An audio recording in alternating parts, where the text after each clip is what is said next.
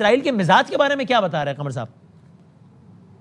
بہت شکریہ وسیم بادامی صاحب. دیکھیں پہلی بات ہے کہ بالکل صحیح بات ہے کہ گڈ ول جیسچرز ہوتے ہیں. اگر آپ ایک امن معاہدہ کرنے کی طرف جا رہے ہیں، آپ عرب ممالک اور باقی ملکوں کے ساتھ اور امریکہ کے ساتھ بیٹھے ہیں، تو آپ کیا گڈ ول جیسچر دے رہے ہیں؟ آپ کو تو چاہیے کہ ایک طرف تو بیسیکلی یہ جتنے بھی لوگ امداد لے کے فلسطینیوں کے لیے اور اپنے غزہ کے بھائی بہنوں کے لیے جا رہے ہیں، بیسیکلی تو یہ انٹرنیشنل کمیونٹی کو یہ کہہ رہے ہیں کہ آپ اتنے جوگے نہیں، آپ کچھ نہیں کر سکے، اور ہم ایک کوشش کرتے ہیں کہ کچھ نہ کچھ ہم وہاں پہ لے جائیں، کیونکہ وہاں حالت بڑی خراب ہے.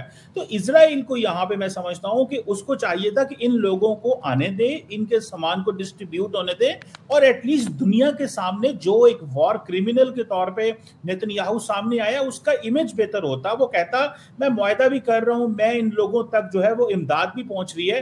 لیکن میں سمجھتا ہوں کہ اگر نیتن یاہو کی طرف دیکھا جائے اور اس کے بیہیویئر کی طرف دیکھا جائے، تو وہ اس نے جو بربریت رکھی، جس طرح اس نے ایک جینوسائیڈ کیا، لگ یہ رہا ہے کہ وہ اپنی جو روش ہے اس سے پیچھے نہیں ہٹنا چاہتا. اور ان لوگوں کو جو نہتے ہیں، جن کے پاس صرف خوراک ہے، جن کے پاس بیسک نیسیسٹیز ہیں، اور بیسیکلی یہ سارے کے سارے لوگ انٹرنیشنل کمیونٹی کو یہی کہہ رہے ہیں کہ آپ نہ تو غزہ کے لوگوں تک امداد پہنچا سکے ہیں، نہ آپ وہاں پہ بیسک نیسیسٹیز پہنچا سکے ہیں. ہم کوشش کرنے لگے ہیں تو ایٹ لیسٹ انٹرنیشنل کمیونٹی اس وقت ہی نیتن یاہو پہ پریشر ڈالے. اس وقت اگر بڑی طاقتیں جو ہیں وہ ان شپس کو ایک سیف پیسج دیتی، غزہ کے جو ساحل ہیں ان پہ جا کے لے جاتی اور ان سے امداد لے کے ان کو واپس بھیج دیں. اب اگر سیف پیسج بنا دیا جاتا بڑی طاقتوں کی طرف سے، تو ایک بہت اچھا امیج دنیا کے سامنے جاتا کہ دیکھیں ایٹ لیسٹ، اور اس میں ہے کہ آپ کوئی بندوق نہیں ہے، کوئی گن نہیں ہے، کوئی یہ لوگ ٹینک تو نہیں آ رہا ہے. حالانکہ قمر صاحب یہ امر بھی حیران کن تھا کہ وہ جو 20 نکات ہیں اس میں جو امداد کی فراہمی ہے، اور امداد سے مراد کوئی ظاہر لگژریس آئٹم نہیں ہے، یہاں پہ غزہ میں تو ظاہر بیسک چاہیے، یعنی اس کو بھی مشروط رکھا گیا باقاعدہ کہ اچھا آپ یہ کر لیں گے تو ہم یقین دلاتے ہیں کہ ہم اتنا امداد جانے دیں گے. اس میں بھی قواعد و ضوابط تھے کہ صرف اقوام متحدہ اور ریڈ کریسنٹ سے اپروو جو تنظیم ہے وہ، حالانکہ امداد تو بھائی کبھی رکنی نہیں چاہیے تھی، لیکن اس کو بھی 20 نکات میں مشروط بنایا. لیکن وہ بات تو اپنی جگہ.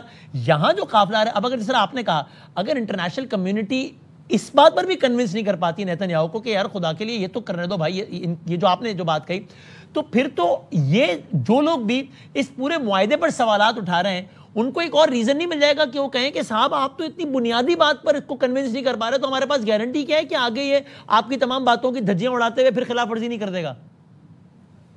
میں سمجھتا ہوں بالکل آپ نے صحیح کہا بادامی صاحب کہ یہ جو قافلے جا رہے تھے، یہ جو فلوٹیلے تھے، ان کو وہاں پہنچنے دیا جائے، اور ان کو گریٹ پاورز جو اسرائیل کو ہی پروٹیکٹ کرتی ہیں میڈیٹرینین کے اندر، وہ اپنی ایک جسے کہتے ہیں نا اپنے خود ان کو لے کے جائیں، اور تاکہ پیغام دیں تمام دنیا کے سامنے، ایک پیغام جائے کہ جی لوگوں کی امداد پہنچ رہی ہے. میں سمجھتا ہوں آپ دیکھیں پچھلے کتنے دنوں سے یہ لوگ سمندر کے اندر ہیں، اور میسج کیا جا رہا تھا کہ غزہ میں امداد کی ضرورت ہے، میسج کیا جا رہا تھا کہ وہاں کے لوگ نہتے ہیں، میسج یہ جا رہا تھا کہ ان تک بڑی جتنی باڈیز ہیں، یو این ہو، ریڈ کراس ہو، ان تک وہ چیزیں نہیں پہنچا سکی جن کی پہنچنا چاہیے تھا. میسج کیا جا رہا تھا کہ جو لینڈ بارڈر ہے وہ استعمال میں نہیں آ سکا.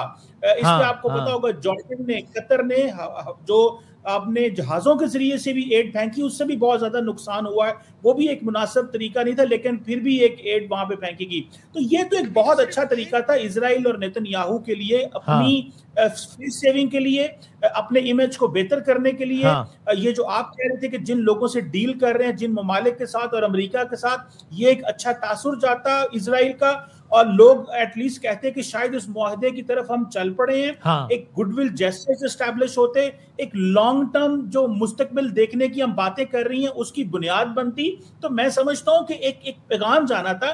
یہ اس طرح کی ریجڈیٹی، اس طرح کی یہ مائنڈ سیٹ جو ہے، ہوسٹائل مائنڈ سیٹ دکھا کے، میں سمجھتا ہوں یہی چیز ہے جو امریکہ سمجھتا ہے. ساتھ رہے گا، ہم اس کو بھی آگے بڑھاتے ہیں. اور میں ذرا ناظرین کو، چونکہ ظاہر ہے لیٹسٹ ڈیولپمنٹس ہے، تو میں ناظرین کی پھر آگاہ کر دوں، اور پھر زاہد محمود صاحب بھی ہمارے ساتھ ہیں. اور ناظرین یہ اب تک کی تازہ ترین خبر یہی ہے، ایک سمندری قافلہ جو کہ حالیہ تاریخ کا سب سے بڑا سمندری قافلہ ہے، اس کا عنوان ہے سمود فلوٹیلا. تقریباً 50 کی قریب کشتیاں ہیں اس میں، اور یہ رواں دوا تھا غزہ کی جانب. اس میں دنیا کے مختلف ممالک کے اراکین شامل ہیں. پاکستان کے سینیٹر مشتاق احمد صاحب بھی اس میں شامل ہیں، وہ غزہ کی جانب رواں دوا تھا. اور ان کا اصل مقصد یعنی اس بہانے ایک طریقہ آزمایا تھا اپنی آواز بلند کرنے کا، اپنی بات پہنچانے کا، امداد پہنچانے کا. راستے میں مختلف مقامات پر ان کو بیریئرز آتے رہے. اب جبکہ غزہ کے انتہائی قریب پہنچا ہے تو تازہ ترین اطلاعات یہ ہیں کہ اسرائیل نے اس پورے قافلے کو گھیرے میں لے لیا ہے. اطلاعات یہ ہیں کہ اسرائیل نے ایک جہاز کو 45 سے زائد اسرائیل کے جنگی جہازوں نے، الجزیرہ کے مطابق 45 سے زائد اسرائیل کے جنگی جہازوں نے، جیسے سامنے کوئی دشمن ٹینک اور توپ لے کر حملہ کرنے آ رہا ہو اس طریقے سے اس کو گھیرے میں لے لیا ہے. اور ایک جہاز کے اراکین کی باقاعدہ گرفتاری شروع ہونے کی بھی اطلاعات ہیں. برطانوی خبر ایجنسی کہتی ہے کہ گویا دعویٰ بول دیا ہے اسرائیل کی فورسز نے اس کے قریب، اور یہ اب تک کی تازہ ترین صورتحال ہے.